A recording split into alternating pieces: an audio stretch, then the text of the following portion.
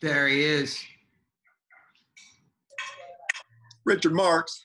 Rex Chapman. How you doing? How are you, buddy? Good, man. How are you? I'm good. Good to meet you. Good to kind of meet you. Say hi to Betty Davis. Hey, Betty Davis. Say hi to Ace. Ace. Oh, what a beauty. Betty Davis. Huh? How do you, is my, do I need to turn it sideways or anything? Oh, you're good. Good? You're good. All right. Thanks for doing this, man. I'm so happy to meet you. And I was thinking actually a few minutes ago, I kind of wish I could go back in my Twitter timeline to thank whoever it was, whenever it was, who first retweeted you and it ended up in my feed and like changed my Twitter life. And I know that there are literally probably millions of people now who feel the same way because it's so silly. Dude, it's got to make you feel so good because what you provide on a daily basis, and I have a lot of questions about this, but what you provide on a daily basis is both, like, I laugh my ass off at least once a day from your, like, at least, I will literally laugh my fucking ass off. And then I'll be like, I'm not going to cry. Yeah. Oh, I know. So the first question is, where do you procure all this content? You can't just be you. No, absolutely. Most of it at this point, a lot of it at this point comes from mainly two sources who I've never met. One guy lives in the Netherlands, another guy lives in the United Kingdom. And they somehow over the course of a couple years, they started following me or I started following them just because I liked their content. One of the guys is a little sweeter, a little more low key. The other guy is a little more edgy.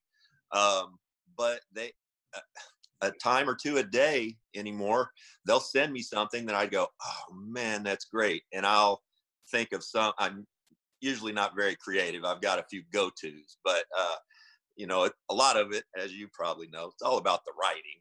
Sure. Sure. the more succinct you can be and hit that nerve.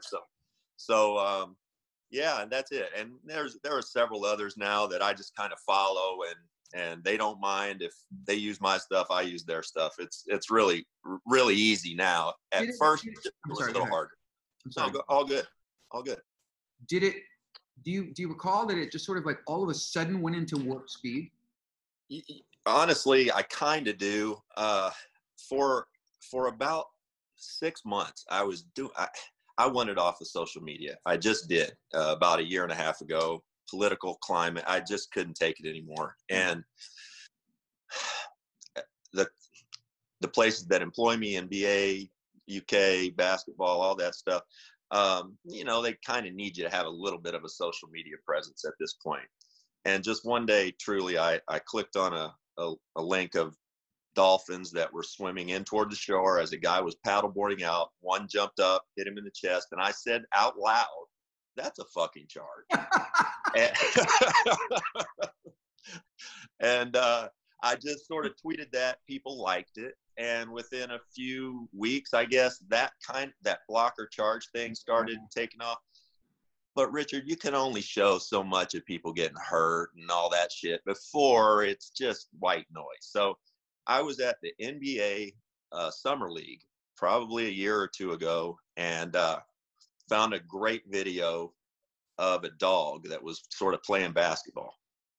I thought, you know, who doesn't like dogs? Right. I've had one my whole life. Tweeted that out, and that got a bigger response. And from there, I thought, well, look, if blocker charge is one little item on there, you have 4 or 5 things that you can go to and keep it interesting. You know, I'm sure there are a lot of people who have problems with some of the stuff I put out. Some of the people getting hurt. Yeah, all that stuff. You're gonna have people that are gonna criticize you for putting out too many feel-good things. I know. In fact, yesterday I put out a video of a girl that was being adopted, and some guy wrote back, "That video's old as fuck." And I'm like, Okay. Yeah. I mean, what do you want? What do you want? You kind of want to like be able to say to them, "Do you feel better?" Yeah, yeah. What are you mad about? Yeah. How are But you, man? You know what? I didn't know. I guess I did, but I didn't know you were a Chicago guy.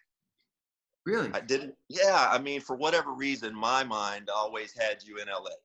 oh yeah, I kind of I started my career in LA when I was 18, 19, and I lived here in LA for 15 years. But then I went back to Chicago and raised my three sons there. So I lived there for almost 20 years, and up until I moved back to LA 7 years ago. But yeah, all Wow. during the like the heyday. Well, not really the heyday of your career, but like just after your career really blew up, I moved back to Chicago. So Okay.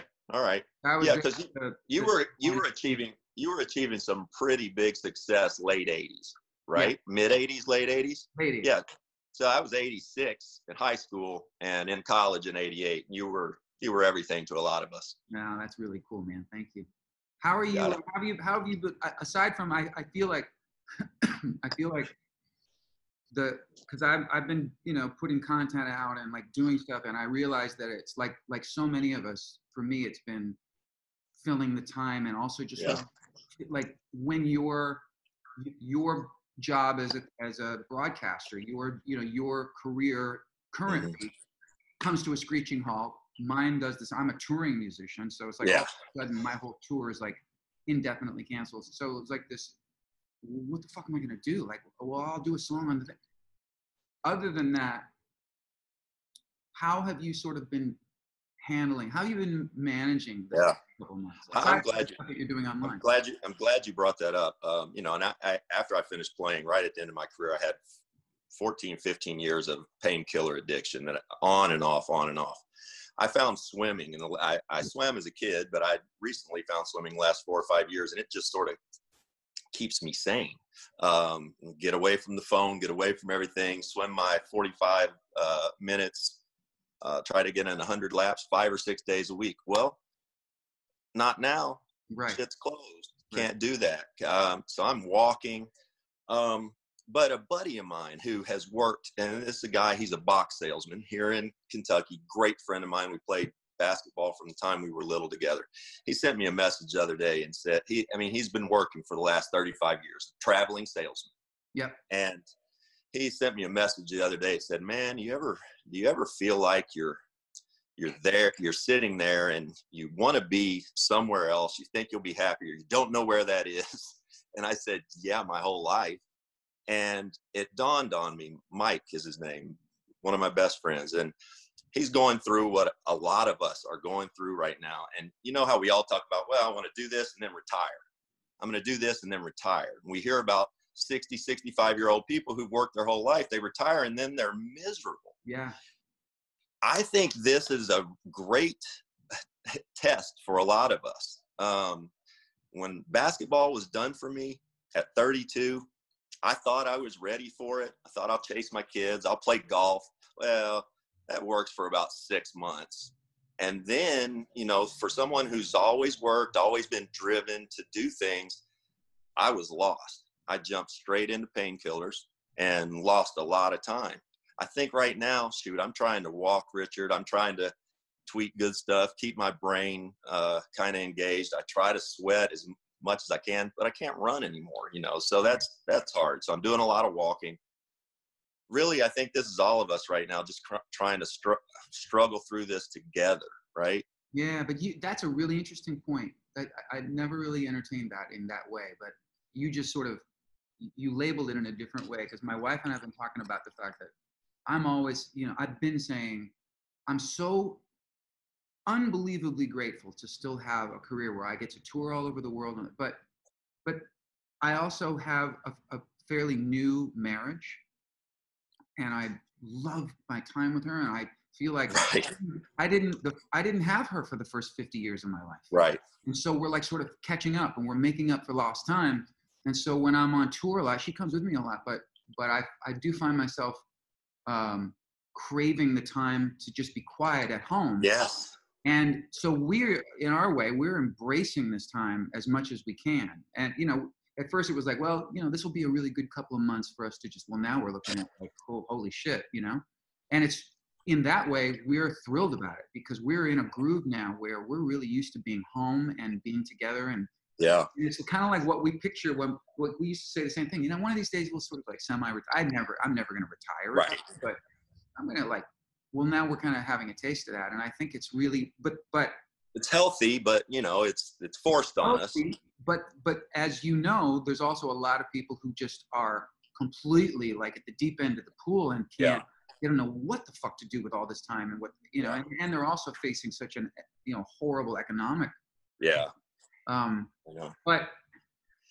But I, you know, I was going to say one other thing, you know, I'm sure you've experienced too, but every year from the time I was in high school till I finished playing basketball, you know, you never want the season to end, but when it does end, you know, it's very final. You know, you've been doing nothing but playing basketball for the last 6 months, every single day. Right. And you're conditioned to do that. Just like I think you're conditioned to get to the next city, do your thing, do your show, and you're constantly moving. And I'm sure sometimes in your career, you come off a tour and you're kind of looking forward to it. And then you go, oh, shit, okay, this is great. But you feel anxious, like I should be up going and doing, and it's hard to kind of. But that leads me to oh my God, dude, I have these questions all about this. Let's go. It's really interesting because I've had the great fortune over my lifetime to become friendly with a couple of pro athletes. One of my dearest friends in the world is Dennis Eckersley from the Oakland area. Yeah. And one of the reasons he's the greatest guy. And one of the reasons, and we've been friends since '89, something like that. And one of the reasons that we bonded, I think, was because we found that our lifestyles were so interestingly similar. Yeah. You know, the life of a touring musician and the life of a pro athlete there's a lot of similarities. Because you pay taxes in every state. Yeah, there is that. Wait a minute. Why am I getting a check from Arkansas? Oh, that's right, that gig. Right. But this leads me to a really interesting series of questions I have for you because, you know, you have been graciously open about your addiction and your recovery. But aside from I want to know, how do you manage, because you also had didn't I read that you had 10 surgeries over your career? Okay, so you've had chronic pain to deal with. Coming out of being in recovery, how do you manage pain? Yeah. You know, and not risk falling out of the wagon or having a problem. And also talk to me about, and I'm going to lead into a conversation that we had recently, you and I. Yeah. But you're dealing with that. You're dealing with having this blast of dopamine on the regular, right? Not just as an athlete, but as a famous athlete. And I also really want you to talk to me about how you stop being competitive in the way that you had to. Yeah. Do you ever get rid of that? And what are the pros and cons of that? Start with that. Yeah, I'm not sure you ever get rid of it. You know, I find myself being competitive in fucking conversations, you know, to the point of asshole. So, I don't think you ever really get rid of that. The one thing, swimming has really saved me. I feel better now than I did when I retired. That being said, it's kind of a slippery slope right now. I feel uneasy. I need to get back in the pool for me and my mental health. You know, Steve Nash, one of my best buddies, we were talking once about retirement. And the one thing that I think everyone or a lot of people forget, or maybe just never even think about, and you talk about the dopamine rush. You know your crowd when you hit that note or you hit that song, they hear that song or whatever.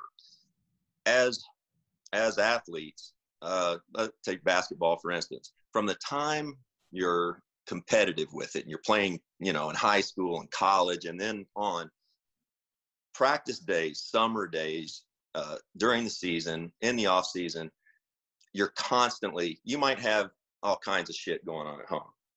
You've got to go to practice and you get loose, you sweat, and you run into people you can take your frustration out physically just, and you might be irrational and get in a fight with a teammate on that particular day. You're constantly releasing emotion. Yeah.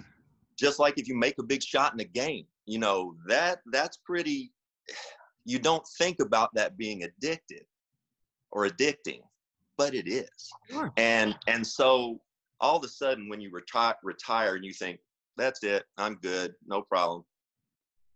Something has to fill that void of, you've got no way to release your stress now. You're not, going out, you're not being competitive like that every single day. And you're really a fish out of water. And I know there are a lot of guys who've handled, sudden or early retirement a lot better than I have.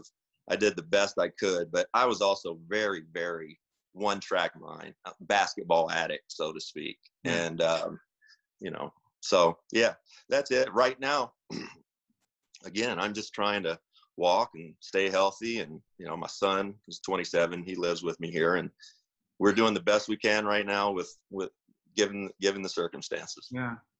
Well, when you talk about, I asked you a question, I think a few days ago, and I asked you about, I said, sometime you gotta, this is before we decided we were going to have this chat, but I really want to know what goes through your mind at that moment when you hit a shot, when you hit a clinch shot, or you have a clinch block, or whatever, a pivotal moment in a game. Yeah.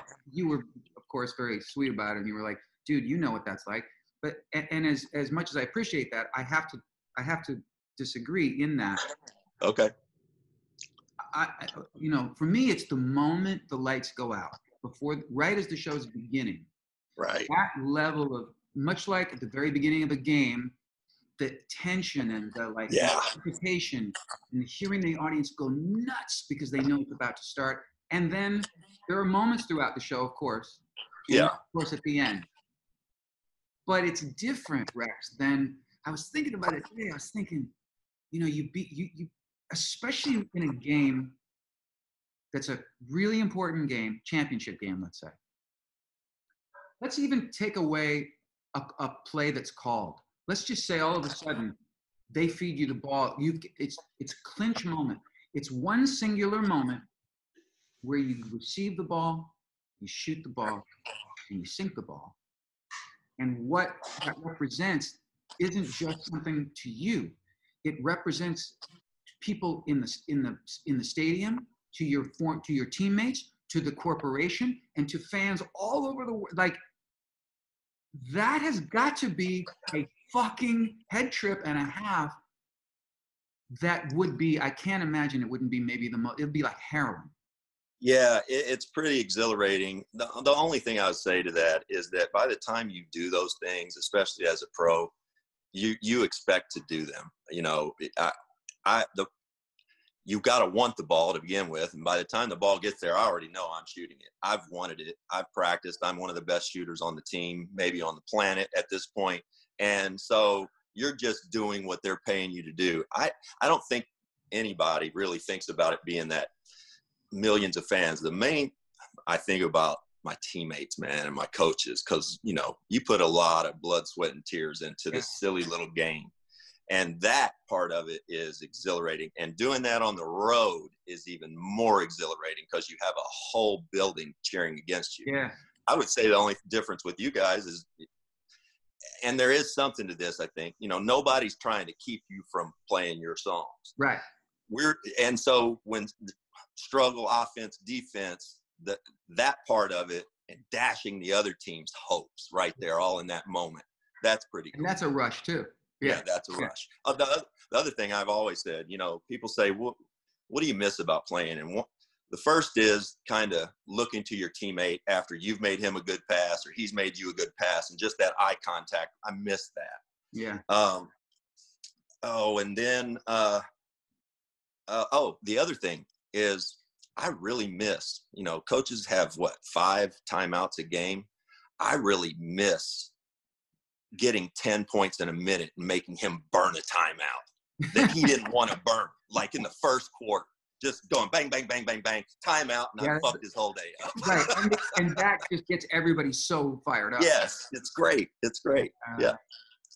You said something a second ago, and I want to take a minute on it, because years ago, not that many years ago, you know how sometimes books or quotes, or even it could be even maybe even it's a film, but usually it's a book, sort of shows up in your life at the right moment. Mm-hmm. For me, a book showed up in my life when I really needed it, and it was written in, I think, 1907, and it's Wow. called As a Man Thinketh by James Allen. Okay. It's essentially the the uh, the original sort of, if you will, manuscript for what became The Secret and, you know, Okay. Station. And I'm a little, I'm not shitting on The Secret, but to me that's a totally different thing than what I'm interested in. I But get it. what this guy wrote, and it's like you can read this book on the toilet. You know, I'm in. two times on the toilet you get this book read. But basically, it's the idea that your thoughts control everything. Your thoughts control every aspect of your destiny, right? So have you found that either with yourself, but particularly I'm curious if you, and you wouldn't name them, of course, but I would imagine that there are really talented athletes whose careers were sidelined by their thinking. Yeah, I'm one of them. Really? Yeah, in that, you've been watching The Last Dance? Sure. Okay. For instance. But when I'm behind, I didn't see. Okay, I won't go into all that. MJ liked to get after it a little bit, drinking and smoking cigars, right? Right. I couldn't do that. I couldn't party like that, especially night. If I had a beer, if I played 1,000 games and I bet I didn't have a beer the night before the game a dozen times, just because I felt bad about my preparation, and it was just how I was raised and all that. And yeah, the other part about that is I for sure, starting probably in college, I started, battling some depression, and, people from out, and wasn't cool to even acknowledge or anything in the late 80s, and especially in sports. And so, yeah, by all accounts, I'm sure from the outside looking in, it looked like, I was an All-American in college and playing at the University of Kentucky and all that. And then I found myself trying to sleep most of the day, other than basketball, thinking I'm resting, but no, and then when I got to the NBA, a lot more of that. And the basketball helped keep a lot of it at bay. It would rear its head in the summer times. And, in the meantime, I'm married and we've got 4 small kids, and a lot of great stuff, also a lot of stressors. And I did the best I could with it. The other part about that is, as athletes, a lot of times you're dissuaded from taking medication while you play. And a lot of us, I don't know that I would have if somebody would have offered it, just because you got to kind of be so quick and so alert out there. And you don't want to try you don't want to try anything that's going to mess with that. Yeah. I'm proud that the NBA, the first of the professional organizations, just last year, they've made it where a mental health professional has to be with the team at all times. And so you can go talk to this person. And man, if I'd had that, I'd have taken full advantage of that when I played. It was nothing major, no major depression, but just steady. Yeah. And yeah, there are a lot of my friends, a lot of athletes, a lot of, in your business, we all fight our own, stuff inside. But I'm with you. Danny Ainge he's one of my best friends. And he told me that 20 years ago, because Danny's perfectly wired to be happy all the time, though. Wow, and he said, Rex, choose to be happy today. And, I struggle at times, I can think myself into a bad mood like nobody's business. I can just go down a rabbit hole and get angry, and not healthy for me. So I've tried to develop ways over the years to deal with it better. But what about the act of your thoughts and your performance? Like you mentioned, I want the fucking ball because I'm the best shooter in the world. There are also got to be guys who are really super talented, but they just don't believe in themselves enough, and they're like, and maybe in the back of their head, even if they talk themselves out of it, they know that in the back of their head they're like, please don't give me the fucking ball, don't give me the fucking ball. Yes. And they're gonna choke. Yeah. So the mental part of being especially at that level, a pro athlete, certainly even college, I'm sure, but the level of needing to have your mind right has got to be, Yeah. you don't really hear that many people talk about. No, and it makes me think of something right along those lines. I played with a guy who averaged 20 points a game at one point, and he was having a great year. Not an all-star caliber player, but a really good player. Averaged 20 a game, and I bet he got 18 of them through 3 quarters. And he would hide from the ball late in the game. Myself, conversely, you know, I'd average 14 or 15. I might go 0 for 10 throughout the game. In the last second, the last minute, for whatever reason, I'd be in the correct part of my brain that I'm going to make this shot. And which tells me throughout the game, I was in another place. Sure. And I couldn't get in that right part. You know, Stephen Curry, Del Curry's one of my best friends, and Stephen was born my rookie year in Charlotte. Yeah.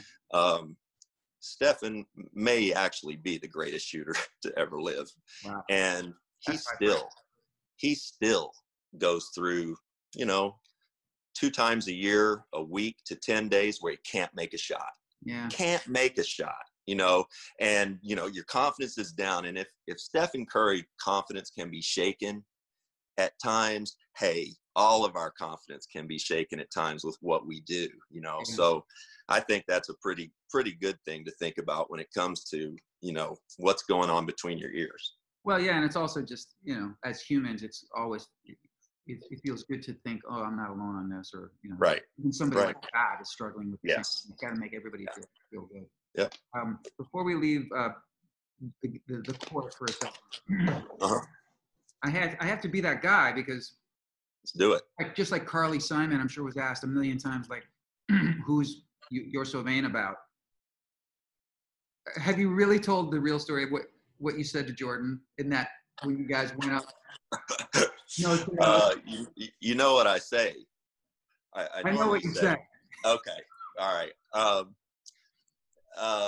Something about his shoe or some bullshit. Yeah. Let me know how this whole Eric Jordan thing works out for you. No, what happened was Michael called me to go to North Carolina when I was in high school. He had just left Carolina. Dean knew I was a Michael guy. I liked Michael and looked up to him and all that. He called me. I ended up going to Kentucky, and then 2 years later, I went into the NBA. But we always had the same agent, David Falk. Yeah. Michael and I used to play golf together, bowl together, you know. So like back from the early days. Yeah, back in 1988. And so so we were always friendly and friends. And, you know, by the time I was in Miami, I'd played with the Hornets and the Bullets. And I think we only beat Michael once in Charlotte. I'm not sure we ever beat him with the Bullets. And then we played him in Miami. Right. What happened in that game? I got hot. We win the game the year they went 72-10. And I was not guarding Michael at the time, but he always liked to refuse a screen and go baseline and try to jump to his left. And I caught him before he saw me. And I just kind of gave him a shot, which whatever, not really a shot for the 80s and 90s. Yeah. He didn't see who did it. And so he squared up and I squared up, and he said something like, oh, you know, I went, oh, okay, I'm going to let you dunk in our building, then the game's over. Come on, man, you know this. And he was like, all right.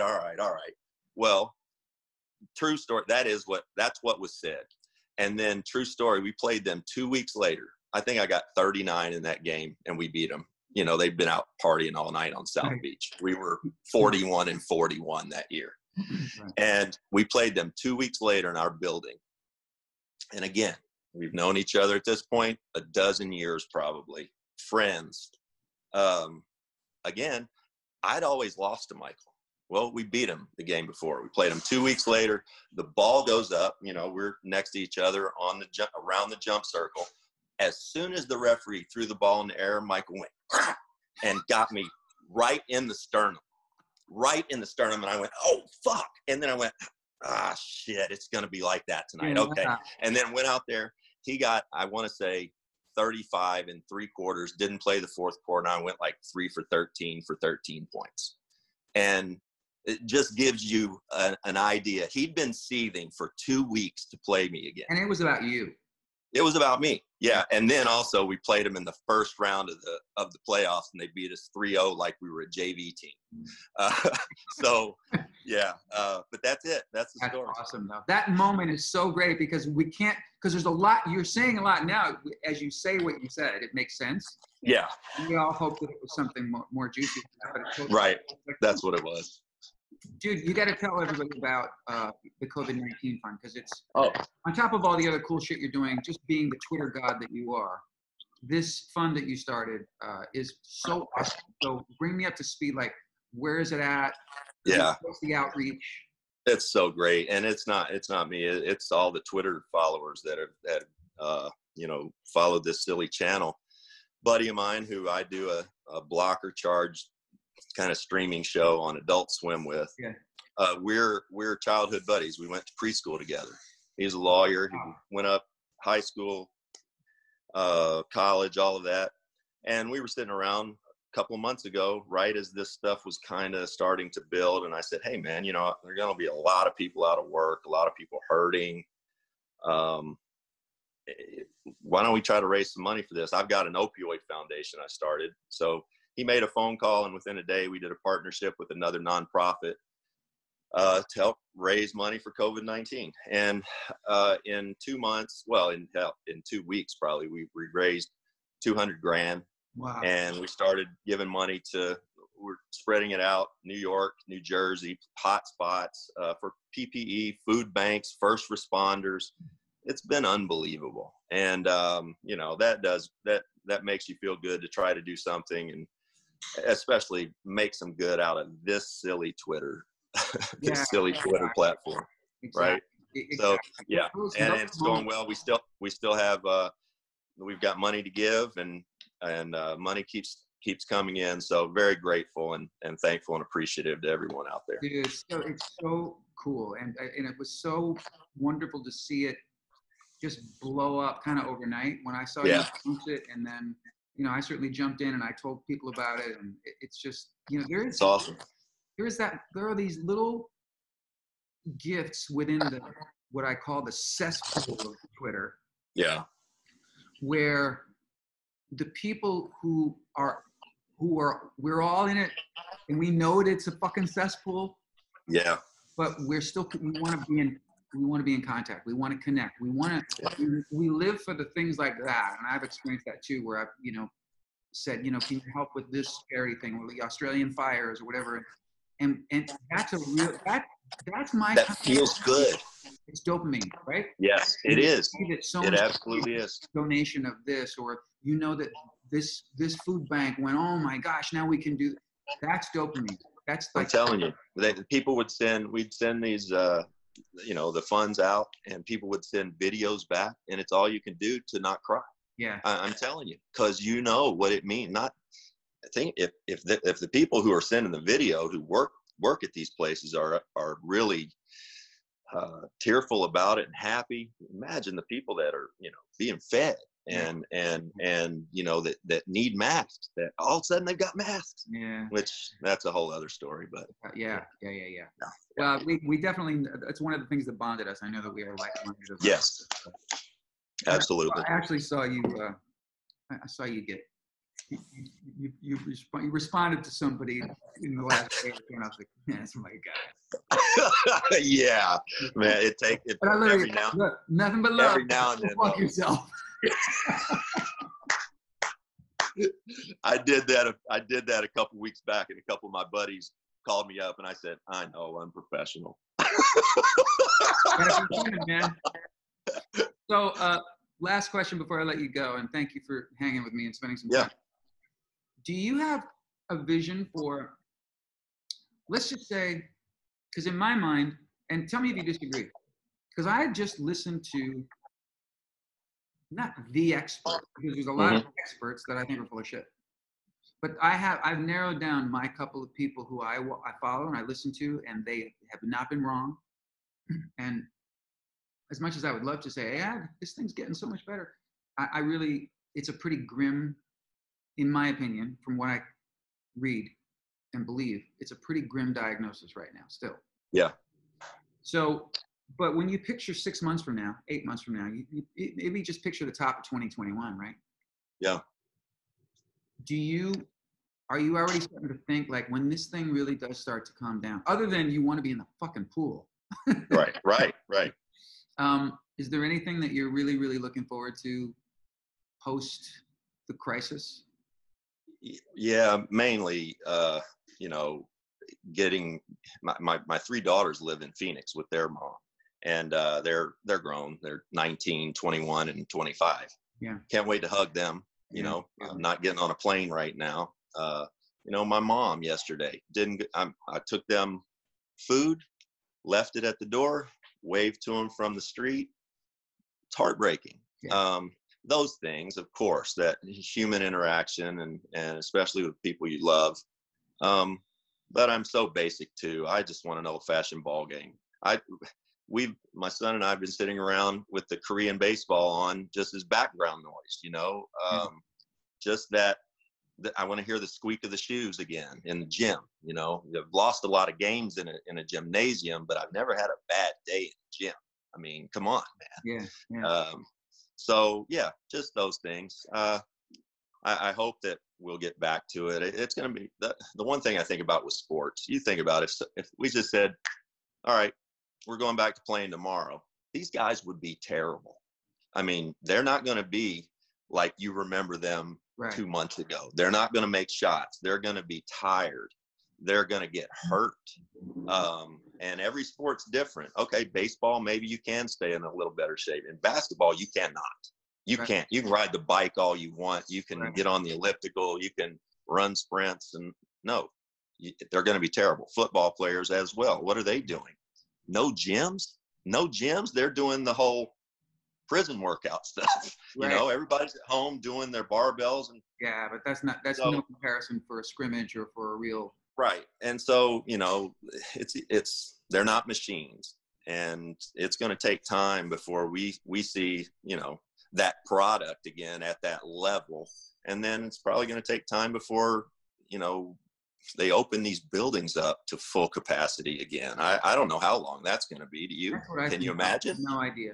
What about concerts? What about you? Same thing. I mean, I think that, you know, I have a buddy of mine who's an actor, soap opera actor, successful soap opera actor. We were talking the other day, and I said, dude, you're going to go back to work way before I am. And there will be part of the entertainment industry will resume in its way. But as far as what I do, it's not, you know, Rex, is not about, like, I could be as sure as I could be about, and I do a lot of concerts just solo acoustic anyway, which is, that's cool. It's just me and my sound guy. But when I do band shows, my three guys in my band who I'm in touch with all the time, let's just say that we're all good. We're all healthy. We're still going to stay away from each other. We're not going to do the band hugs that we do. No spooning after the show like normal. Yeah. I get it. But it's the crowd. I can't imagine. I can't picture that I just can't picture it anymore. I don't know how that's going to happen. It's going to happen gradually, obviously, but it's so heartbreaking when I think about, I really can't picture having a bunch of people packed into a venue to hear music. Not anytime soon. Long time. So that's a real drag, but it's also, I'm trying to turn it into, I'm one of the people, I know there are many more. We're trying to come up with a new paradigm. We're trying to come up with a new way of, because I do know that people really want to hear. They do. And they really want to be entertained, and they want us to perform for them. So we're figuring out ways to do it. But this thing that we've taken for granted our whole lives of just going to a ball game, it's such a mindfuck, man. Yeah, I remember sitting. It's so well put, Richard. I remember sitting and years ago, you know, as the NBA's gaining popularity and the salaries are skyrocketing for not only athletes but, you know, movie stars and entertainers and all that, and me going, there's got to be a bubble. Well, we didn't think it was this. Could have never. I mean, I could have never even in my limited brain, I couldn't have imagined something like this. It's scary. No, It's but in the scary. meantime, you know, in the meantime, we just have to keep doing. Yeah, got to keep plugging away. You got to keep doing what you're doing. I'm so happy for you, Rex. Thanks, buddy. You know, You too. you're a classic example of someone who took their demons and their misfortunes and their mistakes and turned it into such a positive, wonderful. I'm trying. You know. Thank you. I'm trying. I am trying to do better, be a better example for my kids and you know, other people out there that I've disappointed a bit along the way. So I'm very grateful, very appreciative, and I'm thankful that you asked me to come on today. Thanks, buddy. I've been a fan forever. Thanks, buddy. I really appreciate that, and I hope we get to hang and hug it out one of these days. Absolutely, absolutely. I want to come watch you. Yeah. Can't wait. Stay safe and take care of your family. And thanks again, man. You too, buddy. Love. Keep up the good work. Thank you. Bye.